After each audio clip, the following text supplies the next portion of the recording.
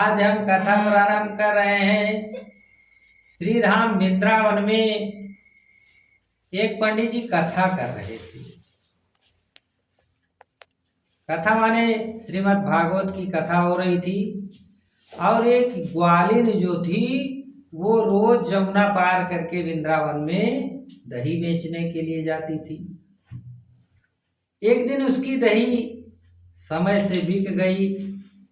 आके कथा में बैठी तो पंडित जी ने क्या कहा कि भटक रहे संसार में करके भ्रष्टाचार और भवसागर से कैसे जाओ पार।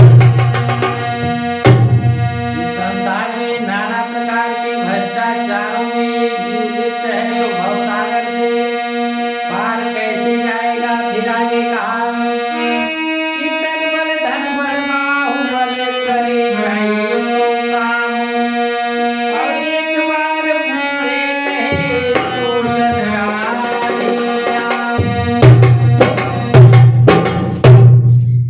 पंडित जी इतना कह के कथा बंद करके चले गए।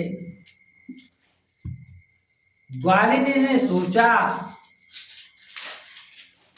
कि भवसागर कोई सागर होगा तो अगर एक बार नाम लेने से भवसागर से पार जाया जा सकता है तो ये जमुना जी कोई बड़ी बात नहीं है पार जाना।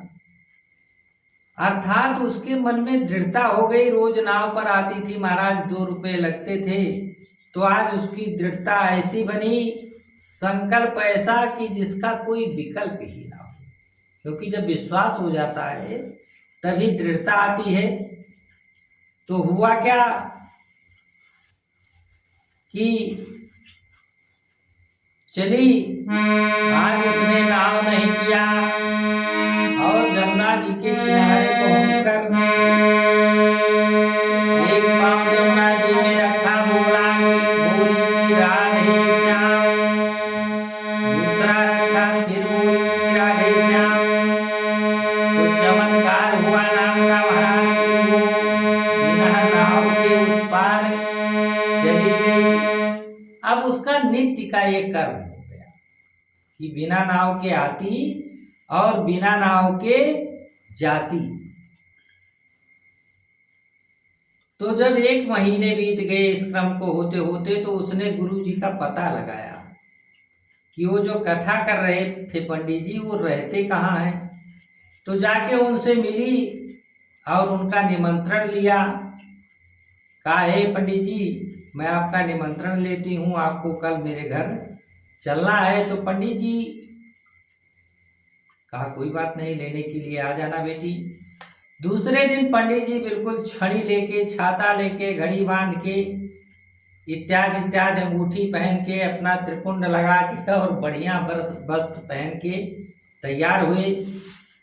तो जब वो जमुना जी के तट पे लाई तो पंडित जी ने कहा कि यहाँ तो ना कोई नाव है ना कोई साधन है, कैसे ले जाएगी। फिर पंडित जी ने सोचा कि कोई छोटी सी नौका इसने कर रखी होगी। लेकिन जब वहां पर गए तो ग्वालिन उसी क्रम के अनुसार एक पांव रख के जमुना जी में खड़ी हुई और कहा गुरुजी आओ। तो गुरुजी ने सोचा कि ये जहां खड़ी है वहां अवश्य कोई नीचे लकड़ी का टुकड़ा होगा। लेकिन जैसे गुरुजी ने पांव रखा वैसे यहाँ तक चले गए, जमुना जी में चले गए।